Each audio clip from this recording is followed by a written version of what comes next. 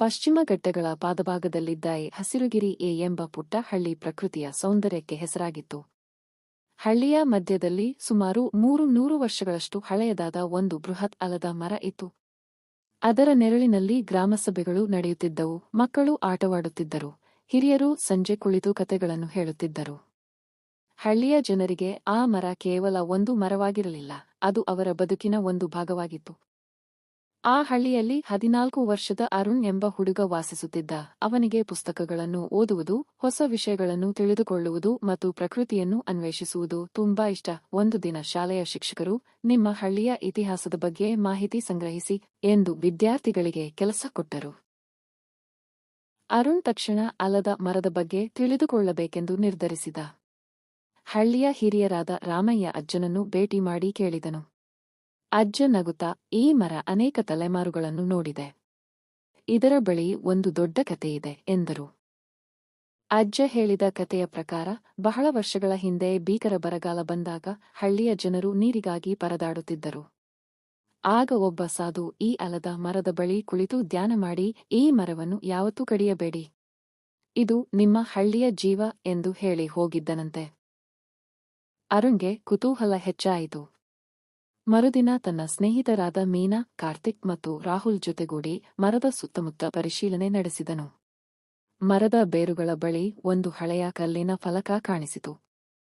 ಅದರ ಮೇಲಿದ್ದ ಅಕ್ಷರಗಳು ಮಣ್ಣಿನಿಂದ ಮುಚ್ಚಿಕೊಂಡಿದ್ದವು.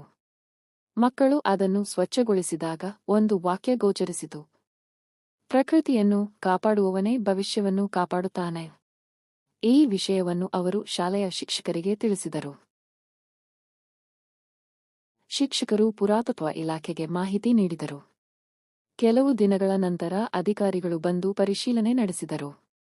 ಅವರು ಆಲದ ಮರದ ಕೆಳಗೆ ಹಳೆಯ ನೀರಿನ ಸಂಗ್ರಹ ವ್ಯವಸ್ಥೆಯೊಂದು ಇದ್ದುದನ್ನು ಕಂಡುಹಿಡಿದರು. ಮಳೆ ಬಂದಾಗ ನೀರು ನೆಲದೊಳಗೆ ಇಳಿದು ಸುತ್ತಮುತ್ತಲಿನ ಬಾವಿಗಳಿಗೆ ಸೇರುವಂತೆ ಆ ವ್ಯವಸ್ಥೆ ನಿರ್ಮಿಸಲಾಗಿತ್ತು. ಇದನ್ನು ತಿಳಿದ ಹಳ್ಳಿಯ ಜನರಿಗೆ ಆಶ್ಚರ್ಯವಾಯಿತು. ಇಷ್ಟು ವರ್ಷಗಳಿಂದ ಅವರು ಆ ಮರದ ನಿಜವಾದ ಮಹತ್ವವನ್ನು ಅರಿತಿರಲಿಲ್ಲ. ಅದೇ ಸಮಯದಲ್ಲಿ ಒಂದು ದೊಡ್ಡ ಕಂಪನಿ ಆ ಜಾಗದಲ್ಲಿ ಕಟ್ಟಡ ನಿರ್ಮಿಸಲು ಯೋಜನೆ ರೂಪಿಸಿತು. ಮರವನ್ನು ಕಡಿಯಬೇಕೆಂದು ಅವರು ಹೇಳಿದರು. ಕೆಲವು ಜನ ಹಣದ ಆಸೆಯಿಂದ ಒಪ್ಪಿಕೊಳ್ಳಲು ಸಿದ್ಧರಾದರು. ಆದರೆ ಅರುಣ್ ಮತ್ತು ಅವನ ಸ್ನೇಹಿತರು ಸುಮ್ಮನಿರಲಿಲ್ಲ. ಅವರು ಮರದ ಇತಿಹಾಸ, ನೀರಿನ ಸಂಗ್ರಹ ವ್ಯವಸ್ಥೆ ಮತ್ತು ಅದರ ಪರಿಸರದ ಮಹತ್ವದ ಬಗ್ಗೆ ಮಾಹಿತಿ ಸಂಗ್ರಹಿಸಿ ಗ್ರಾಮಸಭೆಯಲ್ಲಿ ಮಂಡಿಸಿದರು. ಮಕ್ಕಳು ಮಾಡಿದ ಪ್ರಸ್ತುತಿಯನ್ನು ನೋಡಿದ ಎಲ್ಲರೂ ಹೆಮ್ಮೆಪಟ್ಟರು. ಹಿರಿಯರು ಒಂದೇ ಧ್ವನಿಯಲ್ಲಿ ಈ ಮರವನ್ನು ಯಾವ ಕಾರಣಕ್ಕೂ ಕಡಿಯುವುದಿಲ್ಲ ಎಂದು ತೀರ್ಮಾನಿಸಿದರು. ಸರ್ಕಾರವು ಆ ಸ್ಥಳವನ್ನು ಸಂರಕ್ಷಿತ ಪರಂಪರೆಯ ಸ್ಥಳವೆಂದು ಘೋಷಿಸಿತು. ಮುಂದಿನ ವರ್ಷ ಉತ್ತಮ ಮಳೆ ಬಂತು. ಹಳ್ಳಿಯ ಬಾವಿಗಳು ಎಂದಿಗೂ ಒಣಗಲಿಲ್ಲ. ಎಲ್ಲರೂ ಆಲದ ಮರದ ಮಹತ್ವವನ್ನು ಇನ್ನಷ್ಟು ಅರ್ಥಮಾಡಿಕೊಂಡರು. ಶಾಲೆಯಲ್ಲಿ ವಾರ್ಷಿಕೋತ್ಸವದ ದಿನ ಅರುಣ್ ಮತ್ತು ಅವನ ಸ್ನೇಹಿತರಿಗೆ ಪರಿಸರ ರಕ್ಷಕ ಪ್ರಶಸ್ತಿ ನೀಡಲಾಯಿತು. ಶಿಕ್ಷಕರು ಹೇಳಿದರು, ದೊಡ್ಡ ಬದಲಾವಣೆ ಮಾಡಲು ದೊಡ್ಡವರಾಗಬೇಕಿಲ್ಲ. ಒಳ್ಳೆಯ ಆಲೋಚನೆ ಮತ್ತು ಧೈರ್ಯ ಇದ್ದರೆ ಮಕ್ಕಳು ಕೂಡ ಸಮಾಜವನ್ನು ಬದಲಾಯಿಸಬಹುದು. ಆ ದಿನದಿಂದ ಹಸಿರುಗಿರಿ ಹಳ್ಳಿಯಲ್ಲಿ ಪ್ರತಿ ವರ್ಷ ಮರಗಳ ಹಬ್ಬ ಆಚರಿಸುವ ಸಂಪ್ರದಾಯ ಆರಂಭವಾಯಿತು. ವರ್ಷಗಳು ಕಳೆದವು. ಅರುಣ್ ಪರಿಸರ ವಿಜ್ಞಾನಿಯಾಗಿ ಬೆಳೆದನು.